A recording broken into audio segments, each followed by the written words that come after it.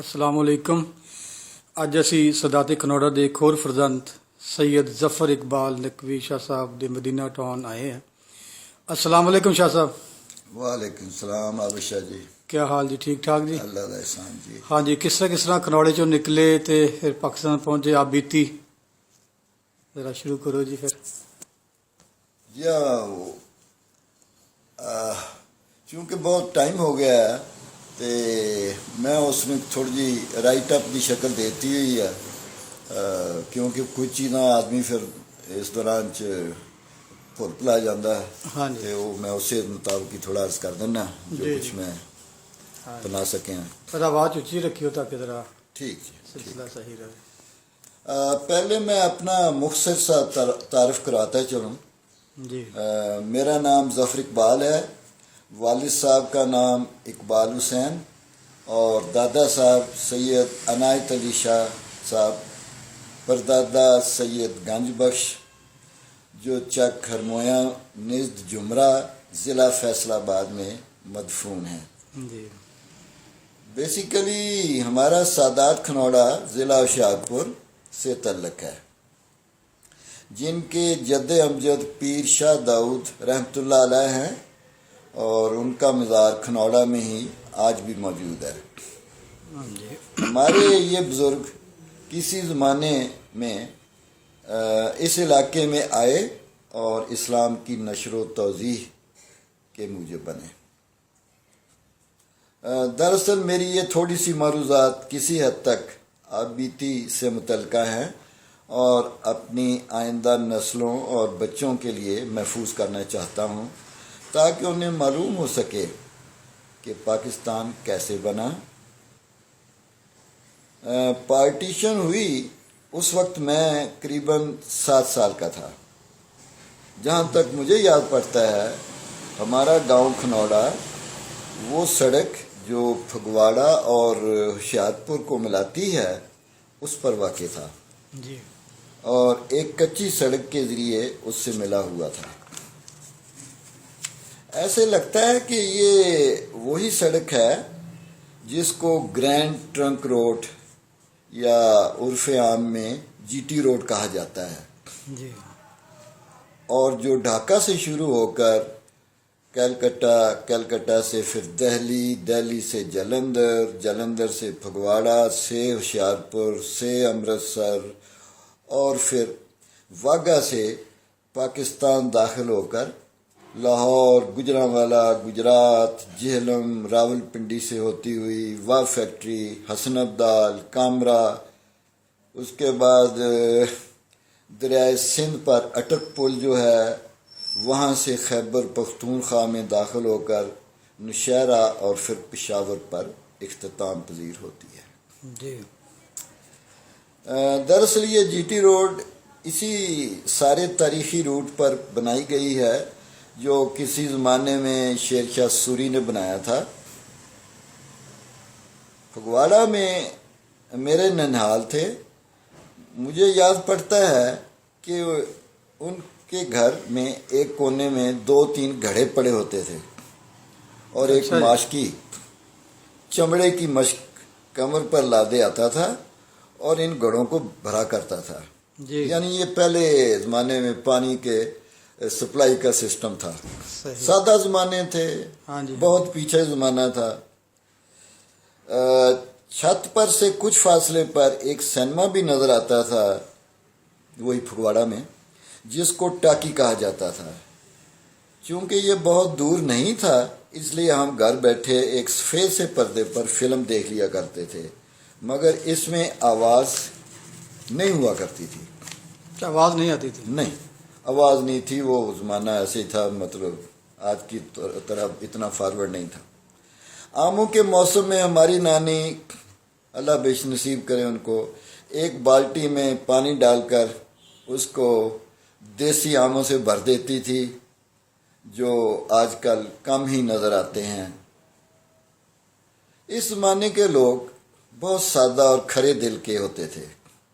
जी जैसे ही हज़ूर सल्लल्लाहु अलैहि वसल्लम का जिक्र होता था या कोई नात पढ़ी जाती थी, तो हमारी नानी की आंखों से بے اختیار آنسو رواں ہو جاتے تھے.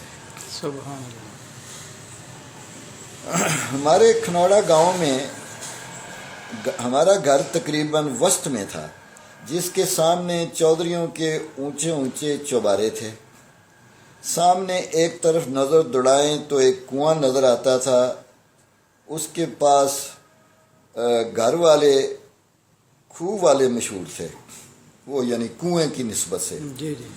جو ہماری ہی سید برادری تھے، ان میں ایک شاہ صاحب تھے محمد حسین اور دوسرے ان کے بھائی تھے محمد شریف،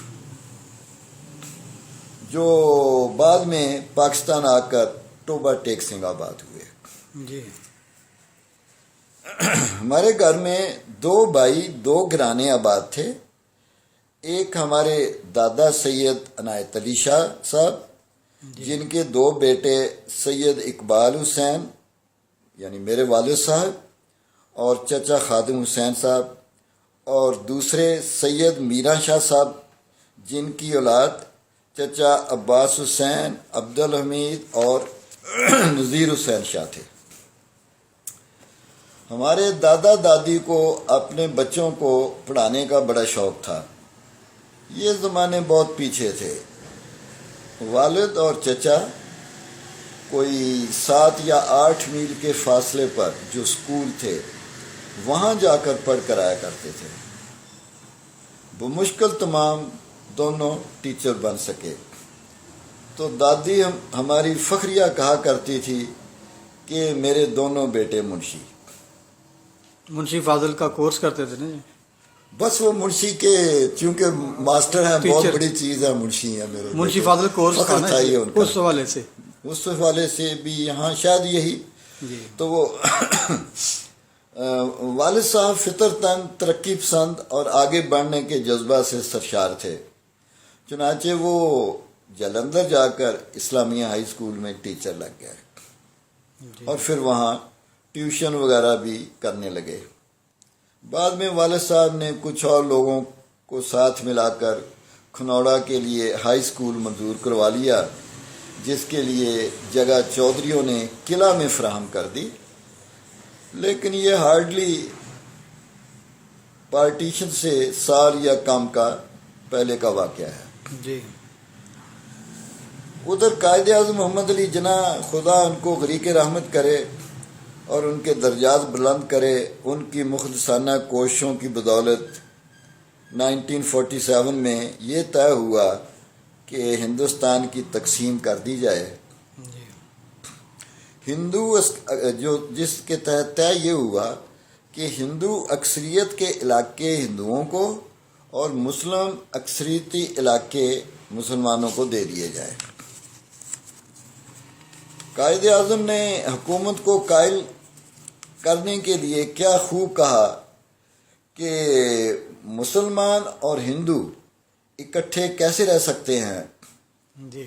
اور اس کا انہوں نے اس طریقے سے اپنا بات کو سالڈ کیا کہ مسلمان گائے کا گوشت کھاتا ہے اور ہندو اسی کی پوجا کرتا ہے. اور یہ اچھا ہی ہو گیا کیونکہ وہاں کا کاروبار اور دکانوں پر سب ہندو بنیے قابض تھے. اچھا.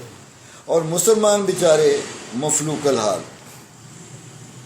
چنانچہ کسی مسلمان کو شادی بیاہ یا کوئی اور مجبوری میں قرض کی ضرورت پڑتی تھی تو وہ ہندو سیٹھ یا بنیے کے پاس جاتا تھا، جو بہی کھاتوں میں اندراج کر کے اسے قرض فراہم کر دیتا تھا. لیکن قدرتی بات ہے، آدمی قرض لیتا ہی تنگ حالات میں تو بھلا اتارے کہاں سے. تو نتیجہ کیا نکلتا تھا کہ وہ سود در سود ملا کر وہ رقم جو تھی بڑھتی جاتی تھی اس کی. تو آخر ایک دن ہندو لالا اس کی کوئی نہ کوئی وراثتی جگہ اپنے نام کروا لیتا تھا. 14 اگست 1947 کو جیسے ہی پاکستان بننے کی اناؤنسمنٹ ہوئی، ہندو سکھوں میں لوٹ مار اور قتل و غارت گری شروع کر دی.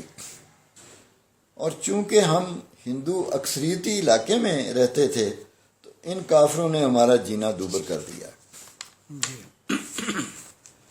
پھر میں نے دیکھا کہ ہمارے بڑے رات کو گاؤں کی حفاظت کے لیے ٹھیکری پہرا دینے لگے۔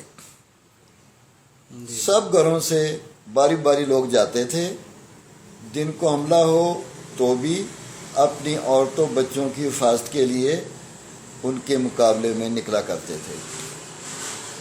غریب مسلمان جو مالی لحاظ سے بھی بہت پیچھے، لڑائی کا سامان تک نایاب، میں کیسے بھول سکتا ہوں کہ کس طرح میری خالہ چچا جان خادم حسین کے سر پر گھر سے توا ان کے سر پر باندھ کر رخصت کیا کرتی تھیں۔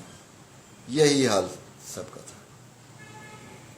سنتا رہتا ہوں کہ صوبہ پختونخوا میں بچے بھی اسلحہ بڑے شوق سے اٹھائے پھرتے ہیں۔ یہ دراصل ماحول کا اثر ہوتا ہے۔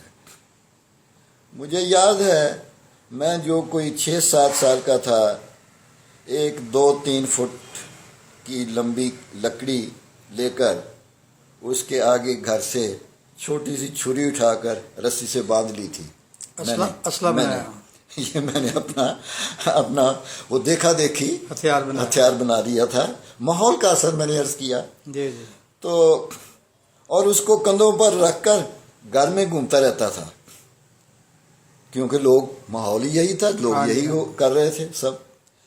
دراصل اس وقت یہی ہتھیار ہوا کرتے تھے، یعنی نیزے، بھالے، کلہاڑی اور تلوار وغیرہ۔ مسلمان چونکہ کمزور تھے تو وہ بندوق یا جو آتھی اسلحہ ہے اس کو خریدنے کے وہ متحمل ہی نہیں ہو سکتے تھے۔ پھر ایک دن کیا ہوا کہ ہمارے مرد حضرات، لڑائی تو نہیں کہہ سکتا، گاؤں کی حفاظت پر تھے کہ پاس والے گاؤں کے سکھوں نے کھنوڑا پر حملہ کر دیا۔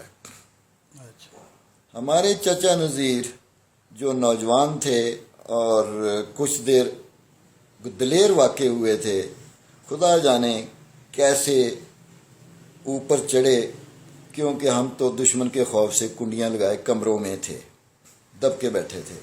تو انہوں نے اوپر سے آواز لگائی کہ بھابھی، یعنی یہ مخاطب تھی میری والدہ، جو ذرا دلیر، ہوش مند، زیرک اور متحرک قسم کی خاتون تھیں۔ تو انہوں نے آواز لگائی کہ بھابھی، یہ ساتھ والے گھر میں سکھ قتل و غارت گری کر رہے ہیں، نکلو اور بھاگو۔ یہ سننا تھا تو سب لوگ جانے بچانے کے لیے گھر سے باہر کھڑے ہوئے۔ نہ والدین کو بچوں کا ہوش اور نہ بچوں کو والدین کا پتہ۔ میں بھی اپنی پھوپھی بوا مجیدن، جو چچا نذیر کی بہن تھی اور مجھ سے خاصی بڑی تھیں، اس کی انگلی کم از کم مجھ سے تو بڑی تھی، ان کی انگلی پکڑے جدھر لوگ بھاگ رہے تھے ادھر ہی بھاگ کھڑا ہوا۔ اسی دوران پیچھے مڑ کر جو میں نے دیکھا تو دھوئیں کے بادل اٹھ رہے تھے۔ یہ سکھوں نے دراصل بھوسے کے کپوں کو آگ لگائی ہوئی تھی، اور شاید گاؤں کو بھی۔ یہ 47 کی بات ہے؟ ہاں جی، یہ 47 اگست کے جسٹ بعد، یا شاید ڈیورنگ اگست ہی ہے۔ کیوں اتنی وہ ایگزیکٹ ڈیٹ نہیں مجھے یاد، لیکن جیسے اناؤنسمنٹ ہوئی نا جی، تو یہ سارا سلسلہ شروع ہو گیا، ادھر کے ادھر اور ادھر کے ادھر۔ ہم بھاگتے بھگاتے ایک نزدیکی گاؤں ریحانہ تھا، وہاں گلیوں میں ذرا پناہ ملی تو آپس میں عزیز اکٹھا ہونا شروع ہو گئے۔ کوئی پتہ نہیں تھا کہ کوئی کس ٹائم سکھوں کی کرپانوں کی زد میں آ جائے۔ سنا ہے والد صاحب اور والد صاحب جو اپنی فیملی بچوں کے ساتھ، چھوٹے مجھ سے جو چھوٹے بچے تھے ان کو، اور اپنی باوج اور ان کے بچے یعنی چچا خادم حسین، ان کی اہلیہ اور ان کے بچوں کو لے کے وہ بھی گھر سے اکٹھے بچوں کو ساتھ لے کے بھاگے ہوئے تھے۔ تو وہ کہیں راستے میں کسی کھیت میں ایک دوسرے سے میری والدہ اور والدہ گناہ بخشواتے رہے، کیونکہ کچھ پتہ نہیں تھا کہ کس لمحے، اگلے ہی لمحے کیا سے کیا نہ ہو جائے۔ جی تو ریحانہ سے ہمارا اگلا پڑاؤ بی بی پنڈوری تھا. ہاں ریحانہ میں جا کے ہم سب اکٹھے ہو گئے, تو اکٹھے ہوتے چلے گئے, ملتے گئے. تو وہاں سے اگلا پڑاؤ ہمارا بی بی پنڈوری تھا. وہاں جا کر ہم ذرا ریلیکس ہوئے. ادھر ایک سکول میں پناہ گزین ٹھہرے ہوئے تھے, لیکن چونکہ تمام کمرے پہلے سے آکوپائڈ تھے, لہذا ہمیں سکول سے باہر ٹھہرنا پڑا. جی اب ہمارے لیے ہماری جو مستورات سید زادیوں کا ایک بڑا مسئلہ تھا پردے کا. چنانچہ قدرتی چیز ہے یہ, چنانچہ کچھ باریک کپڑوں کی مدد سے جو ہماری مستورات نے بھاگتے بھاگتے اپنے آپ کو چھپانے کے لیے گھر سے بھاگتے وقت کھینچ کر اوپر لیے تھے, ان کو باندھ کر ایک جھونپڑی سی بنا لی گئی, جس کو اس وقت کلی کہتے تھے. وہاں سے صحیح یاد نہیں کس ذریعے سے, بہرحال ہم لوگ ہوشیارپور آ گئے.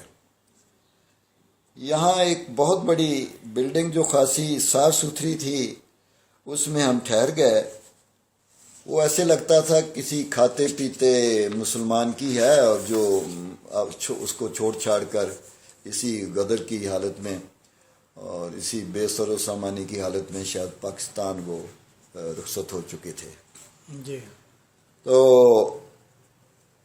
پاکستان شفٹ ہو گئے. وہ وہاں کوئی آدھی پونی بوری چاولوں کی ہمارے ہاتھ لگ گئی, جو والدہ صرف نمک ڈال کر بنا لیا کرتی تھی, باقی تو تھا ہی کچھ نہیں. جی اور ہم سب کا بھوک مٹانے کا بندوبست ہو جایا کرتا تھا. پھر ایک دن معلوم ہوا کہ ایک کانوائے آ رہا ہے جو ہمیں پاکستان لے کر جائے گا. لہذا جیسے ہی ٹرک آئے, نفسا نفسی کا عالم ہو گیا. یہاں پھر ہمارے والدین چھوٹے بچوں کے ساتھ کسی ایک ٹرک میں, اور میں اور آپا میری بڑی بہن سریا کسی دوسرے میں سوار ہو گئے. ہاں یہاں میں یہ تھوڑا سا ایک ضمن ذکر کرتا چلوں. ایکچولی ہوتا کیا تھا کہ ہم لوگ نکلتے تھے سارے کے ساری فیملی پوری, اور ہم کوشش کرتے تھے کہ سارے ایک ہی ٹرک میں یا ایک ہی کانوائے میں شامل ہو کے ہم پاکستان اکٹھے مل کے جا سکیں. جی لیکن کچھ دنوں کے تجربے کے بعد ہمیں احساس ہوا کہ یہ ممکن نہیں ہے. نہ سب کو جگہ ملے, پھر واپس آ جاتے تھے. پھر یہ طے ہوا کہ ایسے کرتے ہیں, جو جس کو جتنی جگہ ملتی ہے وہ تو نکلیں. تو لہذا اسی پالیسی کے تحت پہلے ہمارے والد صاحب کو بچوں سمیت چانس دیا گیا. چھوٹے بچوں کے ساتھ کسی ایک ٹرک میں ہو گئے, اور میں اور آپا میری بڑی بہن سریا کسی دوسرے میں سوار ہو گئے. سفر کا احوال زیادہ یاد نہیں, صرف دو باتیں. ایک تو یہ کہ والدہ صاحبہ نے سمجھداری کا مظاہرہ کرتے ہوئے ڈھیر سارے وہی چاول نمک ڈال کر پکا کر ساتھ رکھ لیے تھے. پھر ضرورت کے تحت جہاں کہیں کانوائے رکتا ہمیں چاول دے جایا کرتی. دوسری یاد یہ کہ راستے میں ٹرک کہیں کہیں پھنس جاتے تھے, اور پھر وہ زور زور سے ریس لگوائی جاتی تھی ان سے. شاید یہ بیاس دریا کی ریت یا کہیں اور. بہرحال وہ مجھے بڑی آوازیں جو ہیں وہ پختہ ہو گئی تھیں. چنانچہ پاکستان میں پہنچ کے بھی میں اپنے لیے ایک مشغلہ, ایک کھیل بنا لی تھی کہ چارپائی کے پائیدان میں پاؤں لٹکا کر بیٹھ جانا, اور اسی قسم کی آوازیں زور زور سے لگانا, گویا میں پھنسا ہوا ٹرک نکال رہا ہوں. اچھا بچہ تھا نا, جی تو وہی اپنی حرکتیں وہی مطلب صحیح. ایک کھیل بنا دی میں نے. تو اس کو زور سے پھر میں نے آوازیں نکالنی منہ سے کہ یہ میں ٹرک نکال رہا ہوں. اب میری دنیا ہی اتنی تھی اس وقت تک, اس سے زیادہ تھا ہی کچھ نہیں. یا پھر آ کر میں وہاں پر شاید تیسری چوتھی کلاس میں بھی داخل ہوا, یا پھر وہ یاد ہے. واگا پار کرتے ہوئے ہمیں والٹن پہنچا دیا گیا. میرا خیال ہے یہ کانوائے آرمی کے زیر نگرانی تھا. یہاں بارکوں کی بارکیں ہم جیسے لٹے پٹے سے بھری پڑی تھیں. لٹے پٹوں کے ذکر سے میرا دھیان ایک دم سے مولا حسین اور ان کے خانوادے کی طرف، جو ہمارے آبا و اجداد کی طرف چلا گیا ہے. تو ان سے زیادہ لٹا پٹا اور کس کو تصور کیا جا سکتا ہے صحیح بات. کہ جن کا کچھ بھی نہ رہا، جی جی. جن کا کچھ بھی نہ رہا، نہ جان رہا، نہ مال رہا، نہ کچھ رہا، سارا کچھ راہ خدا میں لٹا دیا انہوں نے. بے شک. ہاں، جس کو مختصر سے مختصر لفظوں میں بھی کہوں تو یہ کہوں گا کہ جن کا بچا ہی کچھ نہیں، نہ جان نہ مال، سب کچھ اللہ کی رضا کے حوالے کر دیا اور اسلام بچا لیا. جی.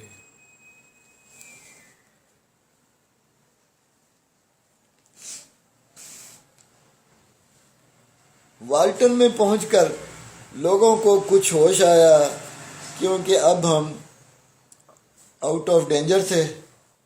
ہاں، یہاں سے لوگ جیسے جیسے کوئی رشتہ دار یا تعلق دار ہو اس کے پاس پناہ لینے چلا جاتا تھا. ہمارے بزرگوں نے بھی نظر دوڑائی تو ہمارا پہلے سے موجود کوئی رشتہ دار نہ تھا.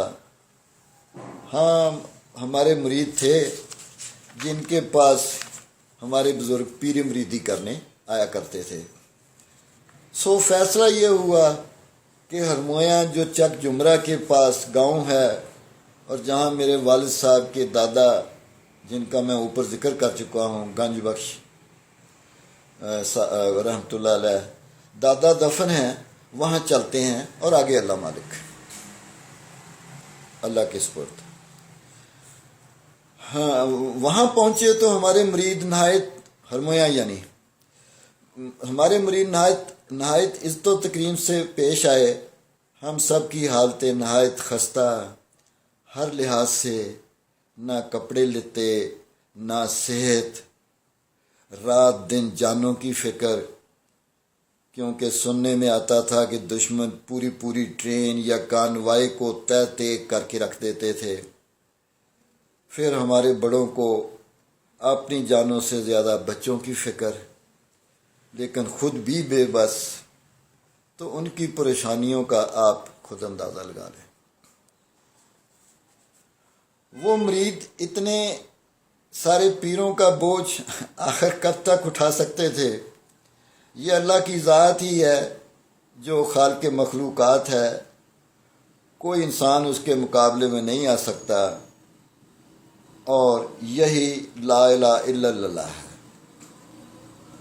گھر کا سربراہ جو غالباً نمبردار بھی تھا، گھوڑی پر بیٹھا اور ایک نزدیکی گاؤں رنی کے چک 21 جیم بے، یعنی یہ ضلع فیصل آباد کی آبشاری بات ہے، ہاں جی. جو اس کے ودن ہے یہ سارا. ایک نزدیکی گاؤں رنی کے نمبردار کے پاس پہنچ گیا.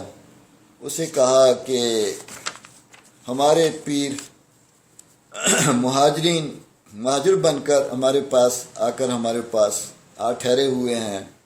ہم ڈرتے ہیں کہ کسی ٹائم ہم سے کوئی ان کی دل آزاری یا گستاخی نہ ہو جائے، تو آپ مدد کریں. اور یہ جو یہاں سے ہندو انڈیا کو مائیگریٹ کر چکے ہیں، جی. ان کے گھر فی الحال ان کو کھول دیں. اگر وہ واپس آ گئے تو پھر دیکھا جائے گا، اللہ مالک. لہذا گاؤں کے چوک میں جو ان کے گھر تھے وہ ہمیں کھول کر دے دیے گئے، جس کے کونے پر حسب روایت جو ہندوؤں کا ایک وطیرہ ہوتا ہے، ایک دکان بھی تھی. اچھا. جو کہ ہندوؤں کا جیسے قومی نشان ہوتا ہے، ہاں جی. دکان بھی تھی. تو وہ لوگ بڑے اطمینان سے گئے تھے. کوئی خاص قیمتی چیز تو ہمارے ہاتھ نہیں لگی، البتہ ایک بڑے سے کمرے کا تالا کھولا گیا تو اس میں سارے برتن اکٹھے کر کے چارپائیوں کے اوپر رکھے ہوئے تھے، اور باقی چارپائیاں، پیٹی اور بسترے وغیرہ بھی دستیاب ہو گئے. اللہ کا لاکھ لاکھ شکر کیا. اور والد صاحب اور چچا خادم حسین صاحب آئندہ کی زندگی کی دو دو میں جٹ گئے. جی کوئی 2-3 میل پر چک لاہوریاں ہے رنی کے سے یعنی، جی اور وہاں ایک سکول ہے. دونوں نے وہاں ملازمت شروع کر دی. لیکن جیسا میں پہلے بھی عرض کر چکا ہوں، والد صاحب میں جہد مسلسل کا جذبہ ذرا زیادہ تھا اور ان کا دل گاؤں میں نہیں لگتا تھا. وہ پہلے بھی جلندھر میں رہتے تھے، شہر میں یعنی. شہر میں ہی رہتے تھے، تو وہ تھوڑا سا آدمی عادی ہو جاتا ہے اسی لحاظ سے. انہوں نے فیصل آباد جو اس وقت لائل پور کہلاتا تھا، وہاں ایک گردوارہ میں پاکستان ماڈل ہائی اسکول کھولا. وہاں ملازمت اختیار کر لی. کھولا گیا تھا، وہاں ملازمت اختیار کر لی. جی یہاں ایک دلچسپ قصہ بتاتے چلوں. ان دنوں ایک ڈپارٹمنٹ بنا تھا جس کا نام سیٹلمنٹ کمشنر تھا. تو وہ اپنا گزینوں کو زمین، دکان، مکان وغیرہ الاٹ کرتا تھا. جی وہاں والد صاحب کا جلندھر کا کوئی شاگرد اس آفس میں لگا ہوا تھا. اس نے والد صاحب کو کہا کہ آپ کے اسکول کے نزدیک ہی ریل بازار میں ایک دکان ہے، وہ میں آپ کو کہیں تو الاٹ کروا دوں. تو والد صاحب کیا کہتے ہیں، فوراً جواب دیا کہ نہیں، جب میں وہاں دکان چھوڑ کر نہیں آیا تو میں یہاں دکان کیوں لوں. واہ، اچھا، سید تھے، سادہ تھے. صحیح. ایمانداری تھی نا جی. اور نوکری بھی ایسی تھی تو سادگی تھی. والد صاحب نے وہ دکان بعد میں مجھے بھی دکھائی. اکثر ریل بازار سے گزرتے وہ دکان میری آج بھی نظر پڑتی ہے. خاصی بڑی ہے، کئی کروڑ کی ہوگی. صحیح. تو میں دل میں مسکراتا ہوں اور اپنے والد صاحب کی ایمانداری پر ان کو خراج تحسین بھی پیش کرتا ہوں. ہاں، میں نے 4تھی کلاس لاہوریاں اسکول میں پاس کی. بعد میں 5ویں میں والد صاحب کے پاس لاہور لائل پور آ گیا، اور ہماری پوری فیملی بھی. دکان کا افسوس اس لیے بھی نہیں کہ میرا ایمان ہے کہ جو رزق ہمارے حصے میں اللہ پاک نے لکھا ہے وہی ملنا ہے، اور جو شاید روز اول سے لکھ دیا جاتا ہے. جی وہ میرا خیال ہے آگے میں نے شاید لکھ رہا